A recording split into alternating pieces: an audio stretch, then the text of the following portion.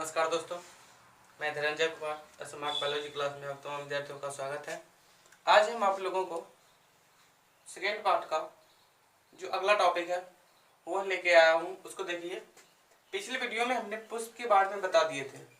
पुष्प के कुल 4 भाग होते हैं, जिसमें से 2 सहायक अंग हैं और 2 आवश्यक अंग हैं।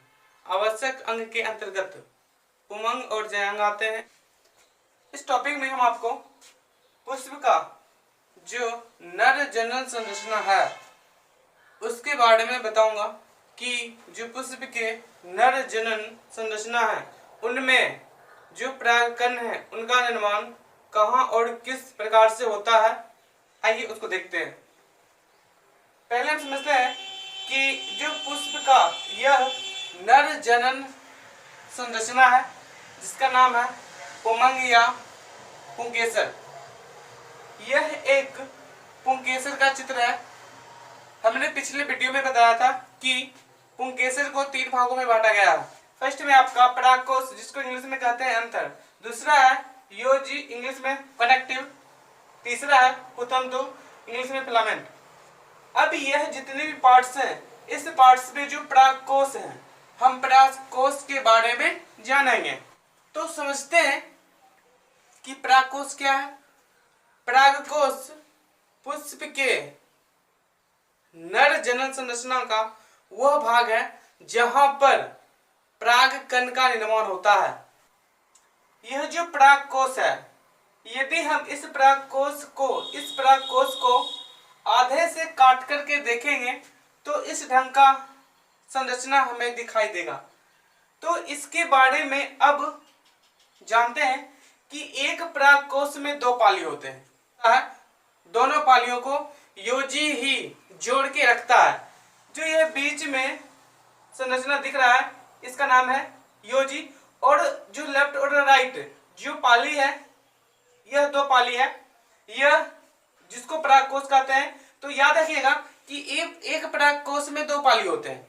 यह बीच से बांटा जाए तो यह 2 पाली है। तो जब 2 पाली है तो एक पाली में 2 प्रकोष्ठ है। एक पाली में 2 प्रकोष्ठ है और एक परागकोश में कुल 4 प्रकोष्ठ होंगे। एक पाली में 2 प्रकोष्ठ है और 2 पालियों में कुल मिलाकर 4 प्रकोष्ठ होंगे। और जितने भी परागकोश में प्रकोष्ठ हैं उस प्रकोष्ठ को बोलते हैं लघु बीजाणुधानी। आइए समझते हैं।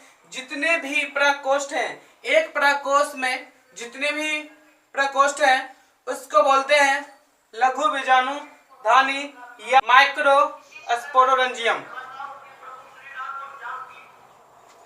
अब एक बात समझते हैं कि यह जो परागकोश है, यह परागकोश है और परागकोश का एक भाग जो है हम एक लघु बीजाणुधानी को देखेंगे।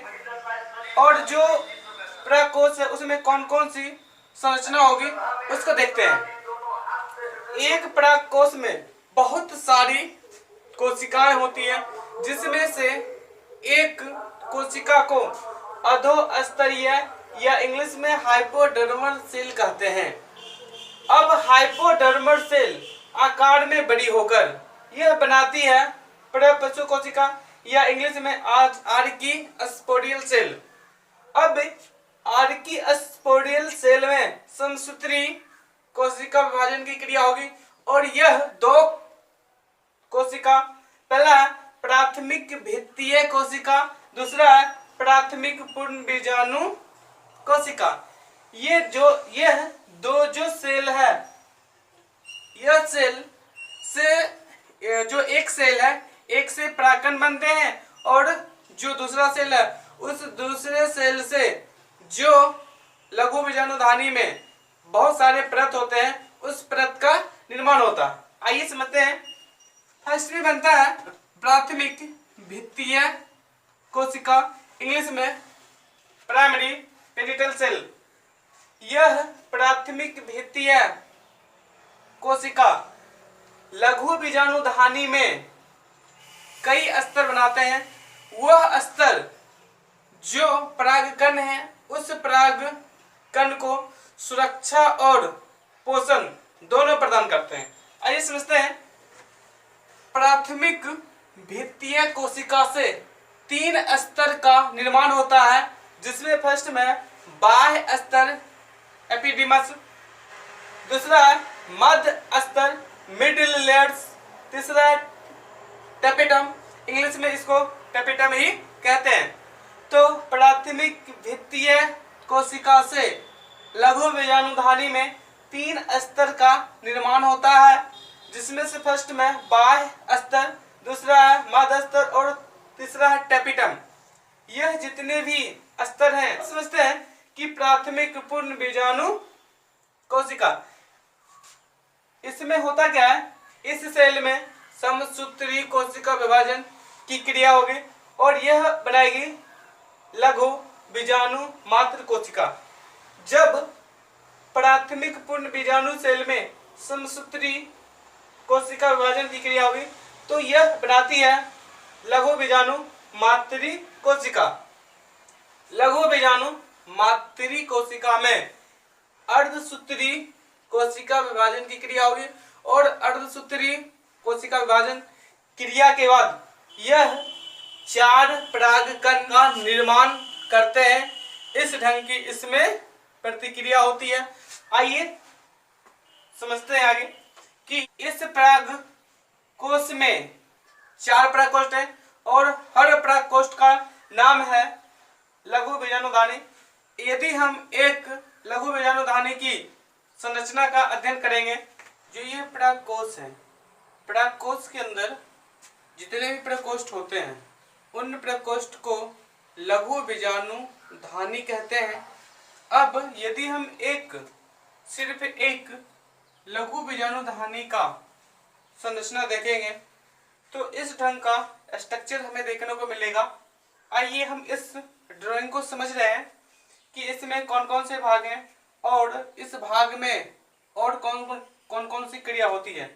पहले समझते हैं कि जो परागकोश है, परागकोश में बहुत सारे सेल्स होते हैं, लेकिन उन सेल्स में एक जो सेल है जिसका नाम है अधोस्तरीय कोशिका।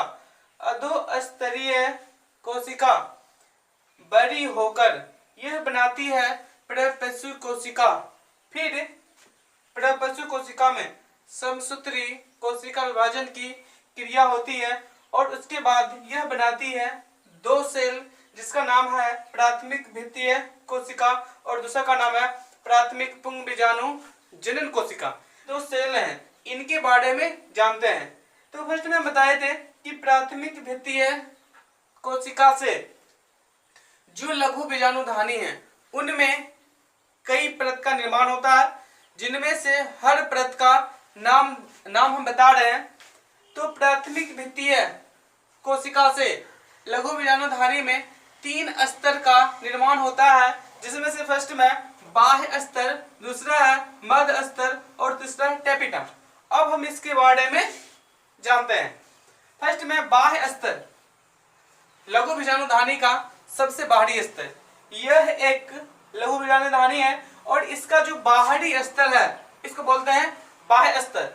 सेकेंड में मध्य स्तर, यह 1 से 3 लेयर का होता है, मतलब यह 1 से 3 परत का होता है और यह बाह्य स्तर और टेपिटम के बीच में होता है, जिसको बोलते हैं मध्य स्तर। और लास्ट में मतलब सबसे अंदर सबसे भीतरी स्तर को बोलते हैं टेपिटम।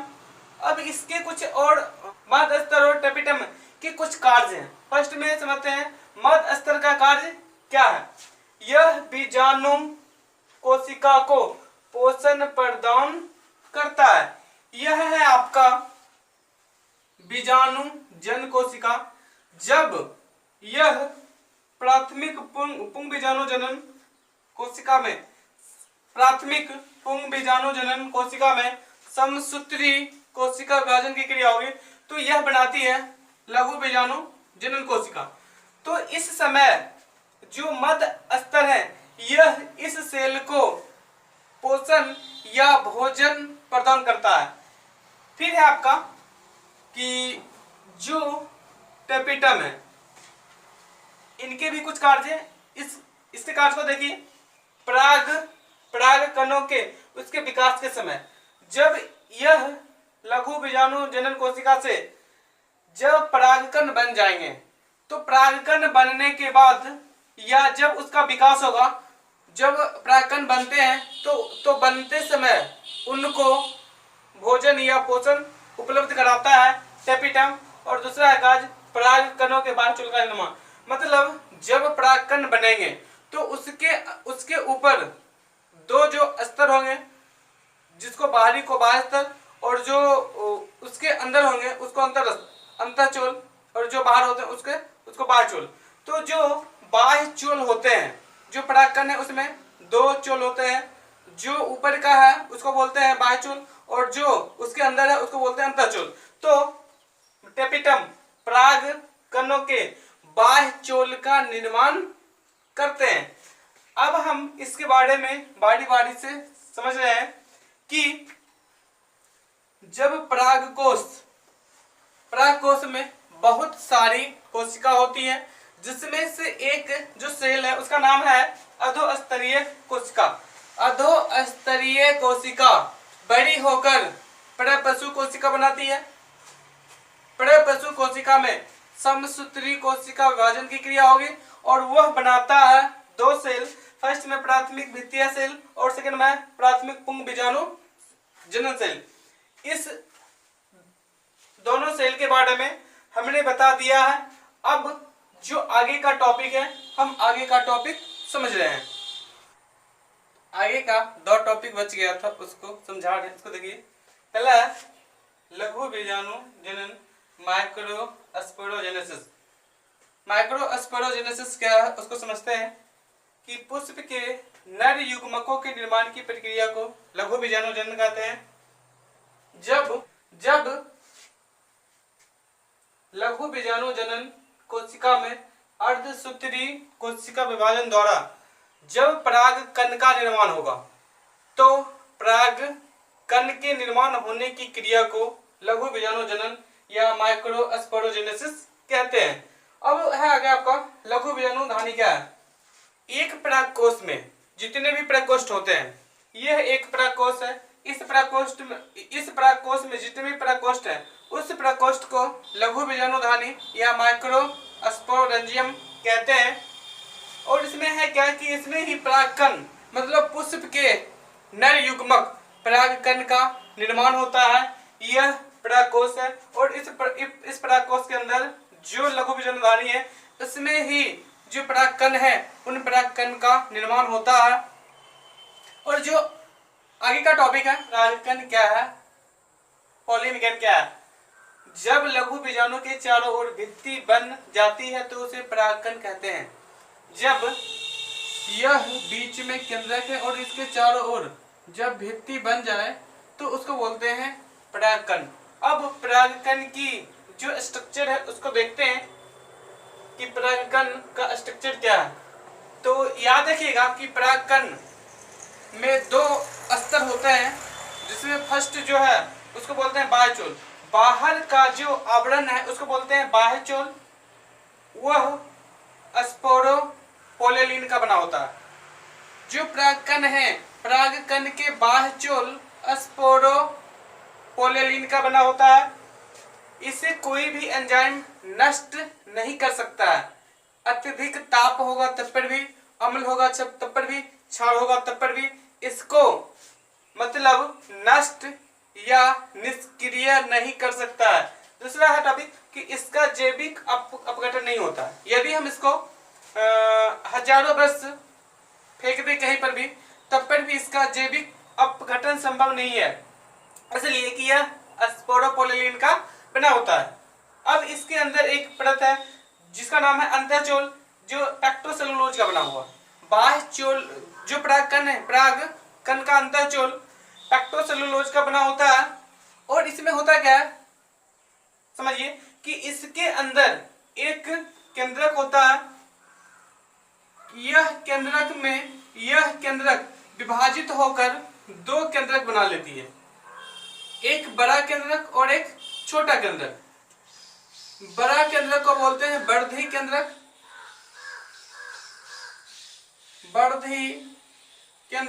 और जो छोटा केंद्रक है उसको बोलते हैं जनन केंद्रक, जनन केंद्रक। और जो यह खांचे का आकार की संरचना दिख रहा है, इसको बोलते हैं जनन छिद्र।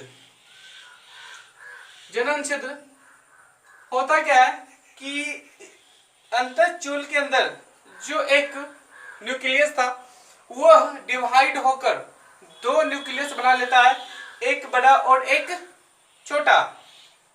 बड़ा केंद्रक को वर्धी केंद्रक और जो छोटा है उसको बोलते हैं जनन केंद्रक। जनन केंद्रक दो नर युग्मक का निर्माण करते हैं, मतलब पुष्प के दो नर युग्मक का निर्माण करते हैं। और इसके बाद जो प्रतिक्रिया होती है हम आगे बताएंगे। और जो यह खांचे का आकार का संरचना देख रहे हैं, इससे ही होकर जो जनन केंद्रक से नर युग्मक बनते हैं यह बाहर निकलते हैं। वर्धी केंद्रक और जनन केंद्रक इसी जनन छिद्र के माध्यम से बाहर निकलते हैं, इसलिए उसको बोलते हैं जनन छिद्र।